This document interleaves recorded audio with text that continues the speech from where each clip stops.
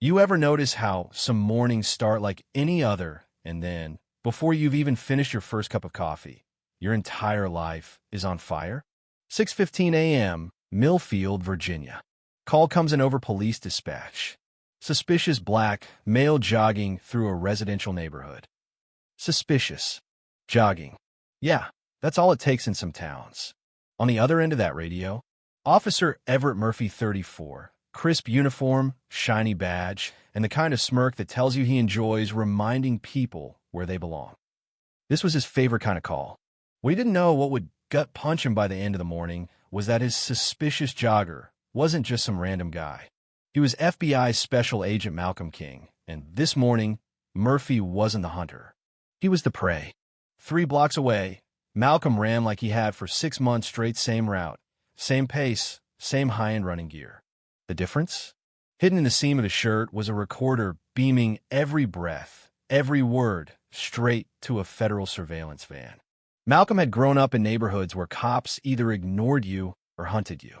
He knew the difference between a bad day and a bad system, and Millfield's PD, there was system. Mrs.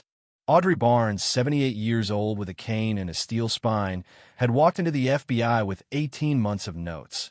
Badge numbers, times, dates, photographs, even spreadsheets. She'd been stopped 17 times for things like watering her flowers. She didn't want sympathy. She wanted action. And now she had Malcolm. His job? Take the same abuse she did, document it all, and build a federal case brick by brick. By August, Malcolm had been stopped 43 times. The pattern was textbook. Start with friendly questions, move to pat-downs, escalate to full searches, and if you're still not scared off, hit you with bogus charges. Murphy loved playing lead. He'd call for backup before he even made contact 2, sometimes 3 units rolling in, boxing Malcolm in like he was Pablo Escobar instead of a guy in running shoes. Thing is, Malcolm wasn't just documenting his own stops. Federal agents were shadowing him, recording other black residents' encounters, pulling police radio traffic, and thanks to one clean cop named LT, Ronan Myers, scooping up internal memos that read like a playbook for ethnic cleansing. Yeah, ethnic cleansing, disguised as community policing. But today was different. The trap was set only this time. It wasn't for Malcolm. Murphy's plan was simple and ugly. Stop Malcolm, claim he resisted, forget to turn on body cams, and rough him up enough to make sure he never jogged here again. Murphy thought it was his idea. In reality, federal agents had been waiting for him to try. Malcolm rounds the corner on a Maple Street. Crisp fall air, lawns manicured like golf greens. He sees Murphy leaning against his cruiser that smug gotcha stance. Well, look who's back where he doesn't belong, Murphy calls out. Malcolm slows but doesn't stop. Good morning, Officer Murphy. It's a small thing, saying the name. But in the playbook of harassment, stripping their anonymity is like lighting a match in a gas leak. Got ID?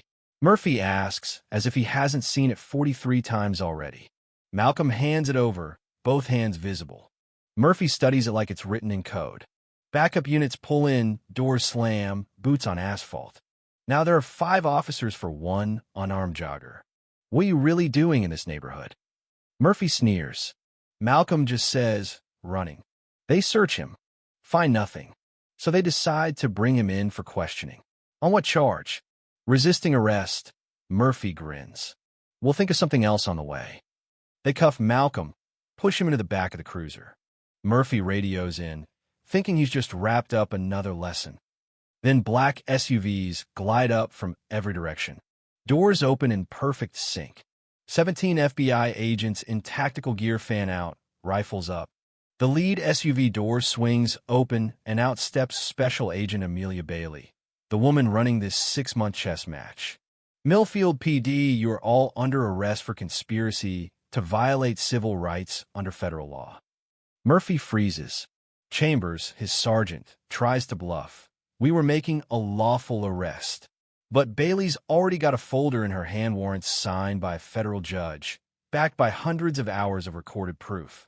She walks straight to the cruiser, opens the back door. Agent King, you injured? Murphy's brain short circuits. Agent King? Malcolm steps out, calm as sunrise. No injuries. Recording equipment captured everything. Bailey looks at Murphy.